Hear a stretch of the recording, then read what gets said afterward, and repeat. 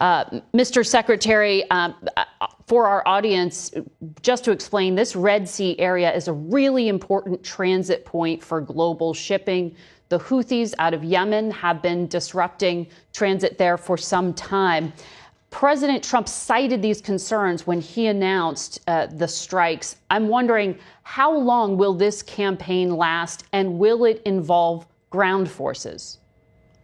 Well, first of all, the problem here is that this is a very important shipping lane, and in the last year and a half, the last 18 months, the Houthis have struck or attacked 174 naval vessels of the United States, attacking the U.S. Navy directly 174 times, and 145 times they've attacked commercial shipping. So we basically have a band of pirates, with guided precision anti-ship weaponry, and exacting a toll system in one of the most important shipping lanes in the world. That's just not sustainable. We are not going to have these people controlling which ships can go through and which ones cannot. And so your question is, how long will this go on? It will go on until they no longer have the capability to do that. Well, what does U.S. intelligence tell us at this point? Because the U.S. had been conducting strikes for some time, but has not stopped the Houthis. So what's going to be different right now? Do you have more fidelity in the intelligence that would make this more successful? Well, those strikes were retaliation strikes. So they launched one missile, we hit the missile launcher, or we sent something to do it. This is not a message. This is not a one-off. This is an effort to deny them the ability to continue to constrict and control shipping. And it's just not going to happen. We're not going to have these guys, these people with weapons able to tell us where our ships can go, where the ships of all the world can go, by the way. It's not just the U.S. We're doing the world a favor. Yeah. We're doing the entire world a favor by getting rid of these guys and their ability to strike global shipping. That's the mission here, and it will continue until that's carried out. That never happened before. The Biden administration didn't do that. All the Biden administration would do is they would respond to an attack. These guys would launch one rocket, we'd hit the rocket launcher. That's it. This is an effort to take away their ability to control global shipping in that part of the world. That's just not going to happen anymore. And this will continue until that's finished. It could involve ground raids?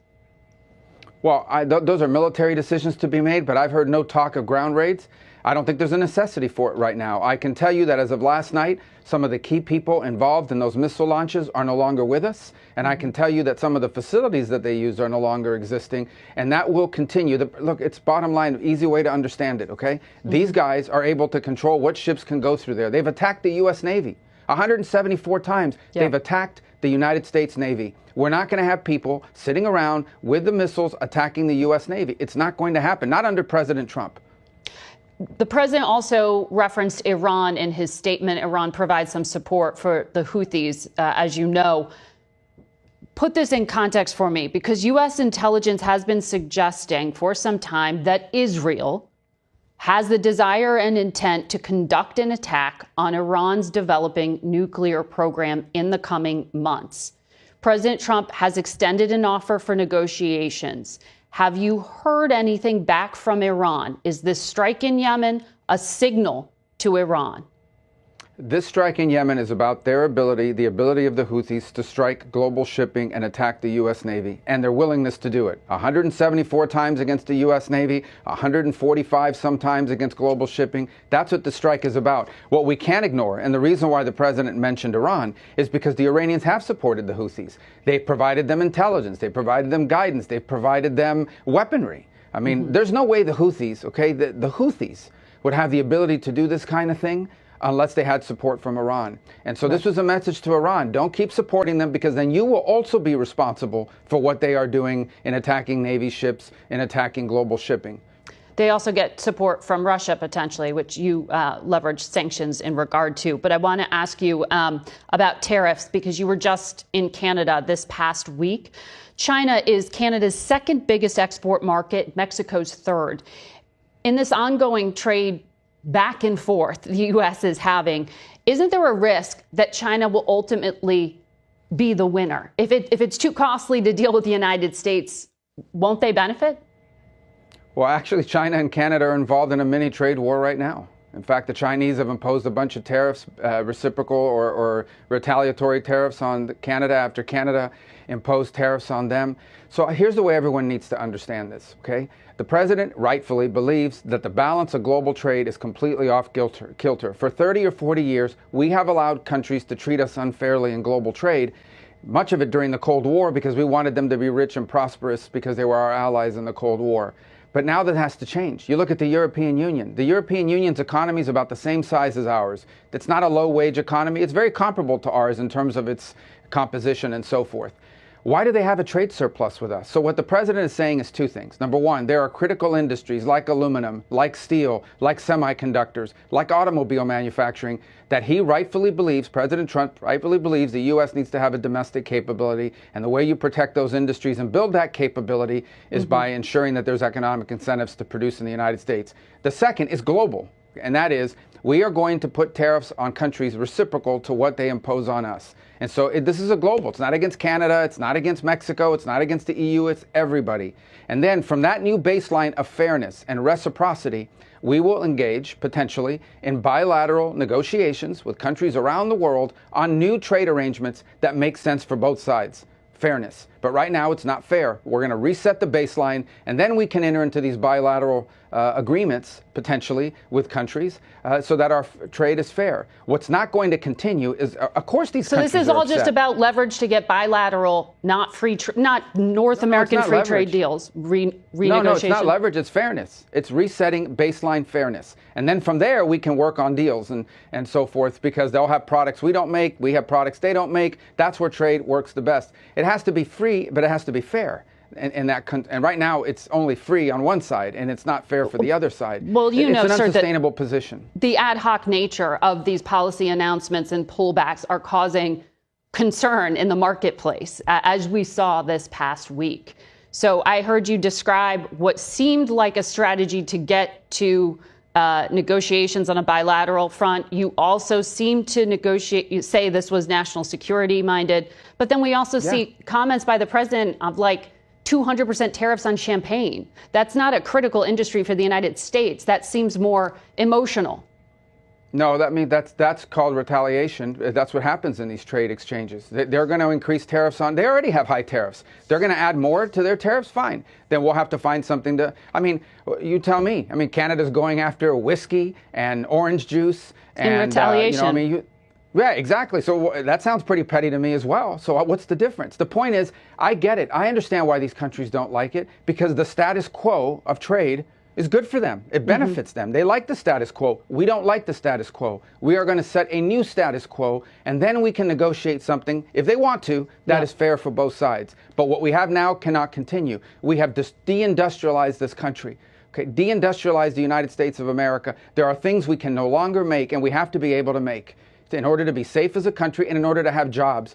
That's why we had a Rust Belt. That's why we've suffered all these important jobs that once sustained entire communities wiped out by trade that basically sent these factories, these jobs, this industrial capability to other places. That cannot and will not continue.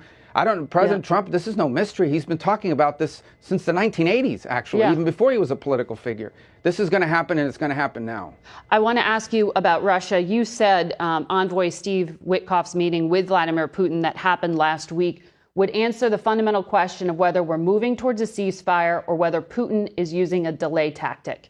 You spoke with Sergei Lavrov, the foreign minister, yesterday. Is this a delay tactic?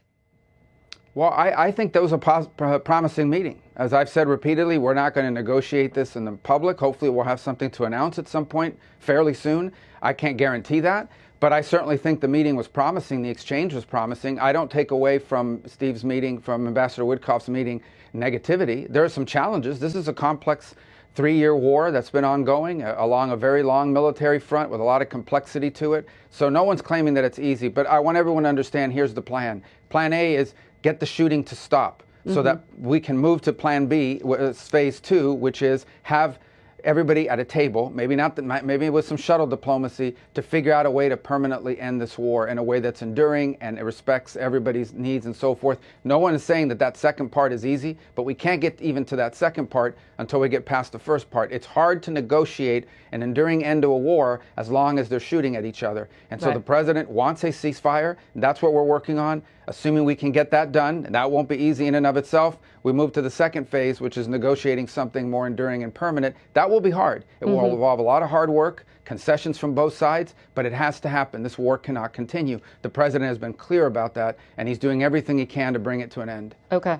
We'll talk about that later in the program as well with Envoy Witkoff. I want to ask you about a decision you made to revoke a student visa for someone at Columbia University this past week. The Wall Street Journal editorial board writes, the administration needs to be careful. It's targeting real promoters of terrorism, not breaking the great promise of a green card by deporting anyone with controversial political views. Can you substantiate any form of material support for terrorism, specifically to Hamas, from this Columbia student, or was it simply that he was espousing a controversial political point of view? Well, not just the student. We're going to do more. In fact, every day now we're approving visa revocations, and if that visa led to a green card, the green card process as well. And here's why. It's very simple. When you apply to enter the United States and you get a visa, you are a guest. And you're coming as a student, you're coming as a tourist, or what have you. And in it, you have to make certain assertions. And if you tell us when you apply for a visa, I'm coming to the U.S. to participate in pro-Hamas events, that runs counter to the foreign policy interest of the United States of America. It's that simple. So you lied. You came. If you had told us that you were going to do that, we never would have given you the visa.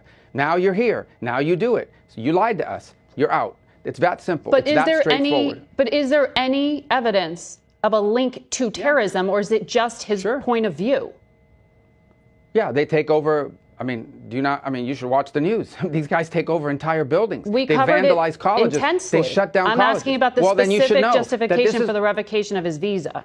Was there any evidence of material support for terrorism? Was the negotiator negotiating on behalf of people that took over a campus, that vandalized buildings? Negotiating over what? That's a crime in and of itself, that they're involved in being the negotiator, the spokesperson, this, that, the other. We don't want it. We don't need these people in our country. We never should have allowed them in the first place. If he had told us, I'm going over there and I'm going over there to become the spokesperson and one of the leaders of a movement that's going to turn one of your allegedly elite colleges upside down, people can't even go to school, library buildings being vandalized, we never would have let him in. We never would have let him in to begin with. And now that he's doing it and he's here, he's going to leave, and so are others, and we're going to keep doing it. And by the way, I find it ironic that a lot of these people out there defending the First Amendment speech, alleged free speech rights of these Hamas sympathizers, they had no problem, pressuring social media to censor American political speech. So I think it's ironic and hypocritical. But the bottom line is this. If you are in this country to promote Hamas, to promote terrorist organizations, to participate in vandalism, to participate in acts of rebellion and riots on campus, we never would have let you in if we had known that. And now that we know it, is it only pro-Palestinian people who are going to have their visas revoked, or are other points of view as well?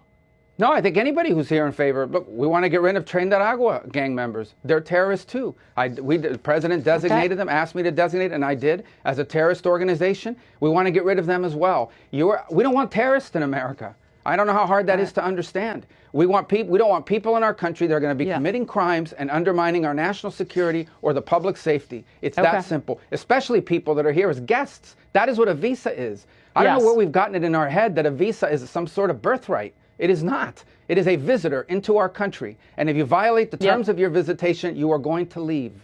Okay. Secretary Rubio, I'd like to have you back.